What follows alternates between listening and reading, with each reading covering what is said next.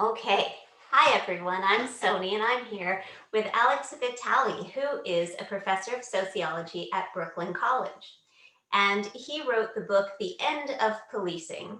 And you may have also read an editorial that he wrote in the Daily News that was asking Bill de Blasio to cut the budget by $1 billion. And that was last year in 2020.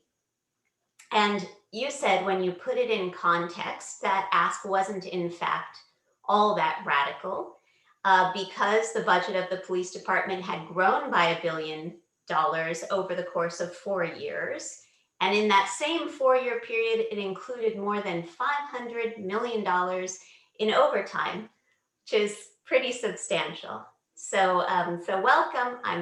Interested to hear what you're going to say about looking at council candidates, weighing how we can get them and select one who might affect our policing, change it around for us. So that's exciting. So tell me a little bit about what you're thinking of when you hear our council people talk.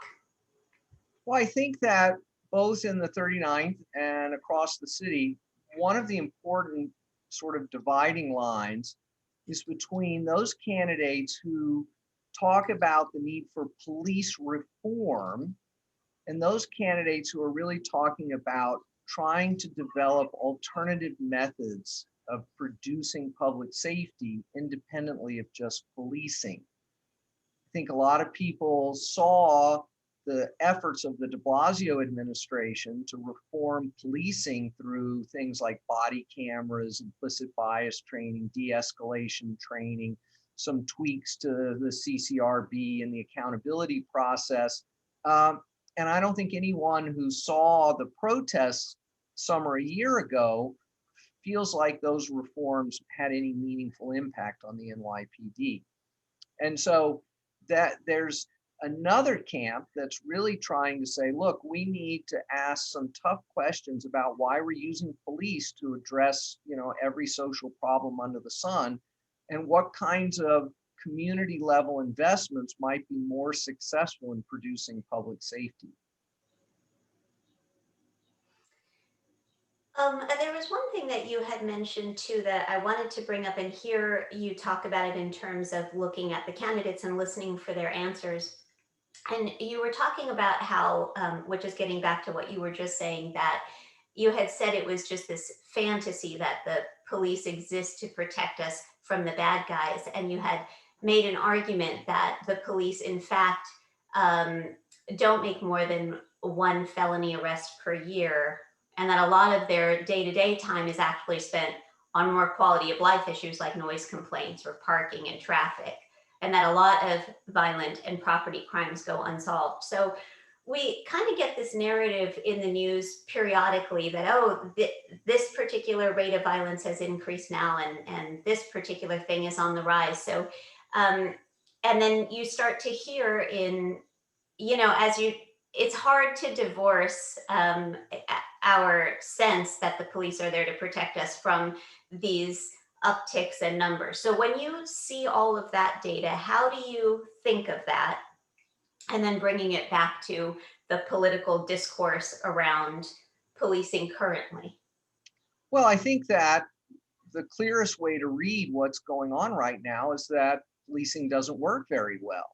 We have this massive system of policing. We have about 10,000 more officers than we had at the low point during the Bloomberg administration. They have a budget that's several $billion bigger than it was under Giuliani or Bloomberg. And yet we have this really terrifying increase in shootings and homicides. I will say that other kinds of crime are actually continuing to fall in keeping with the 30-year trend. Um, so this idea that we should just do more of what we've been doing that's clearly not working just doesn't make any sense to me. I think now is actually an opportunity to say, look, we need to change gears. We need to look for new strategies for violence reduction. Now, fortunately, this is not a problem that directly affects the 39th district, but it certainly is a problem in other parts of Brooklyn. And I think we need to be demanding of the city council candidates pledges for dramatic increases in funding for community-based anti-violence efforts. The council is very happy to add, a quarter of a billion, $500 million to the police budget. And then when we say we want community-based violence introductions, they're like, well, here's $10 million.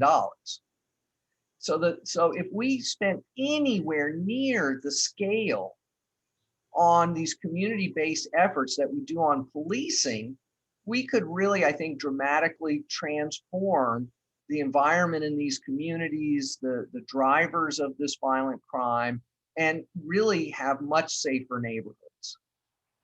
And so, in terms of like a council candidate, besides hearing them talk a little bit more about what other programs they would want to fund, I keep thinking like the larger changes for the police department is way more than what one singular council person can do. So, how do you put your one council person in context with the rest of the body? Well, I think, there are a lot of candidates running across the city around a platform of producing public safety differently. I think Tiffany Caban in Queens, for instance, has articulated a very detailed plan that is focused on the specific needs of the constituency of her district, the constituents of her district, but has elements that would be applicable to many districts across the city. Ramping up investments in community-based health services, creating better responses to people who are experiencing substance dependency or problematic drug use, looking at supports for families, providing more resources for young people.